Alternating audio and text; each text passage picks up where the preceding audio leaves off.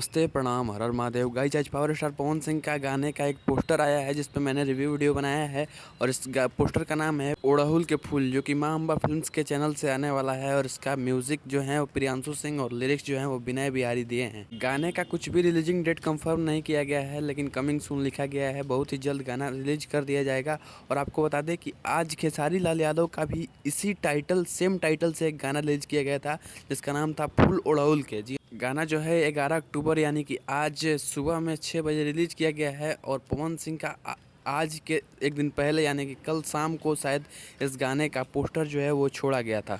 अब तो दोनों गानों को सुनने के बाद पता चलेगा कि इसका टाइटल ही सेम है या फिर इसमें जो वर्ड्स दिए गए हैं, जो लिरिक्स दिया गया है वो भी सेम है। अगर दोनों सेम होगा तो पक्का है कि फिर से भोजपुरी इंडस्ट्री के अंदर जो है वो विवाद होगा, फिर से पवन खेसारी होगा और फिर से दोनों कलाकारों के जो फैंस हैं वो एक दूसरे को जो हैं वो गाली देंगे। लेकिन पवन सिंह के जो गाना है उसके राइटर जो हैं वो विनय बिहारी हैं। तो बचपन से मैं पवन सिंह और विनय बिहारी का गाना सुनता हूं, लेकिन आज तक तो मैंने नहीं सुना कि विनय बिहारी किसी का गाना चुराते हों। लेकिन खेसारी लाल यादव के राइटर अखिलेश कश्यप के बारे में जरूर सुना गया है कि वो पवन सिंह का गाना चुराते हैं और छोटे छोटे सिंगर्स का भी गाना चुराते हैं। मैं ऐसा इसलिए कह रहा हूँ कि विनय बिहारी का गाना जो है वो बहुत ही पहले से मैं सुनता आ रहा हूँ और भोजपुरी इंडस्ट्री के अंदर जो है पहले से ही पवन सिंह और विनय बिहारी की जोड़ी सुपर हिट रही है।